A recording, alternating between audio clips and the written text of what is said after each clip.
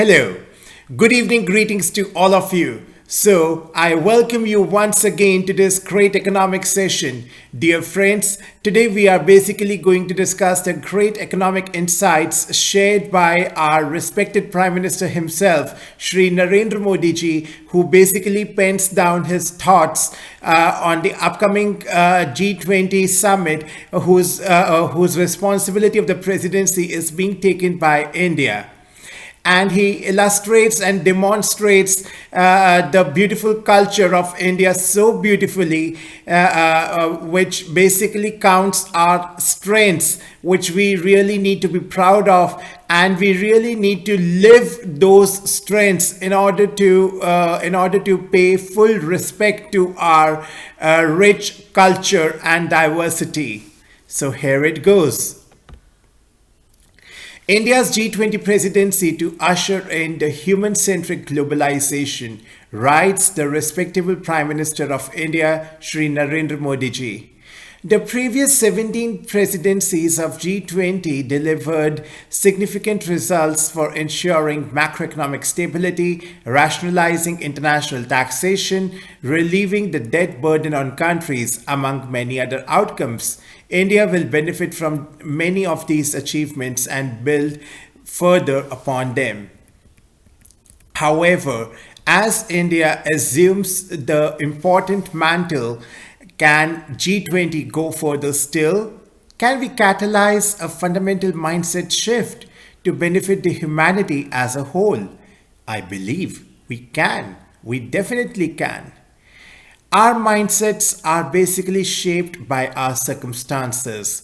Throughout history, humanity lived in scarcity. We fought for the limited resources because our survival depended on denying them to others. Confrontation and competition between ideas, ideologies, and identities became the norm. Unfortunately, we remain trapped in the same zero-sum mindset. We see it when the countries fight over territory or resources. We see it when the supplies of essential goods are weaponized. We see it when the vaccines are hoarded by a few, even as the millions remain vulnerable.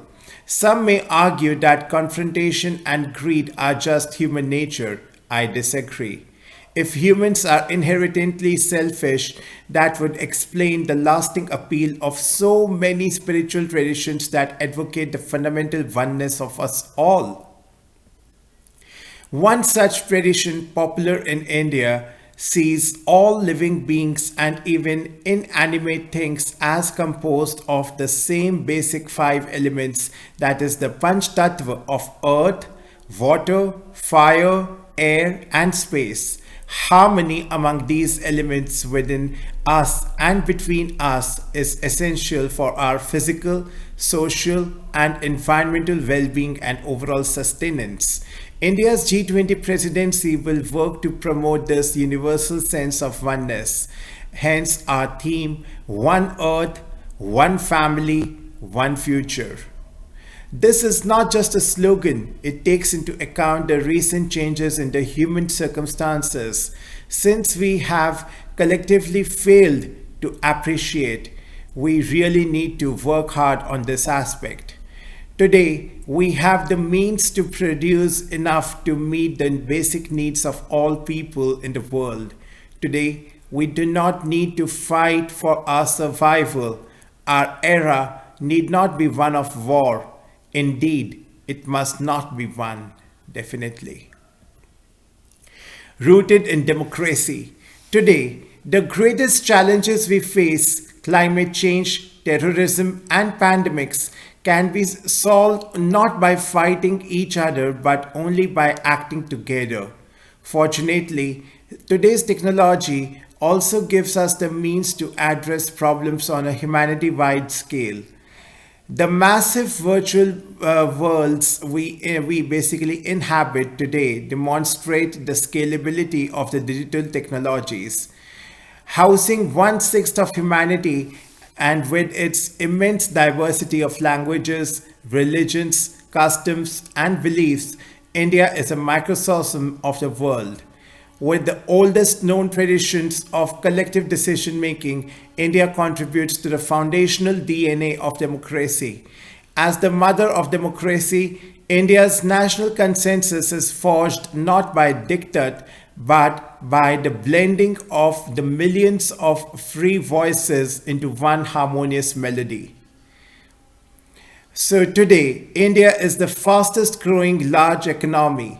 Our citizen centric governance model takes care of even our modest, marginalized citizens while nurturing the creative genius of our talented youth. That is the rich demographic dividend. We have tried to make national development not an exercise in the top down governance, but rather a citizen led people's movement. We have leveraged technology to create digital public goods that are open, inclusive, and interoperable. These have delivered revolutionary progress in fields as varied as social protection, financial inclusion, and electronic payments. That is the core strengths of India. For all these reasons, India's experiences can provide insights for possible global solutions. During India's G20 presidency, we shall present India's experiences, learnings, and models as possible templates for others, particularly the developing world. Our G20 priorities will be shaped in consultation with not just our G20 partners, but also our fellow travelers in Global South, whose voices often goes unheard. Our priorities will basically focus on healing our one earth, creating harmony within our one family, and giving hope for our one future. That's really commendable. For healing our planet, we will encourage sustainable and environment friendly lifestyles based on India's tradition of trusteeship towards nature. Then comes the familial values. For promoting harmony within the human family, we will basically seek to depoliticize the global supply of food, fertilizers, and medical products so that the geopolitical tensions do not lead to humanitarian crisis. As in our own families, those whose needs are greatest must always be our greatest first concern. For basically imbuing hope in our future generations, we will encourage an honest conversation among the most powerful countries on mitigating risks posed by the weapons of mass destruction and enhancing global security. India's G20 agenda will be inclusive, ambitious, action oriented, and decisive. Let us join together to make G20's presidency of India a presidency of healing, harmony, and hope. Let us work together to shape a new paradigm of human-centric globalization. The writer is the Prime Minister of India, who is such a great author as demonstrated by this lovely article. I hope that this write-up by our great Prime Minister will inspire you deeply as it has done the same effect on me, touching the core of the heart so intricately. On this note, I would like to end today's session. Jai Hind, Jai Bharat.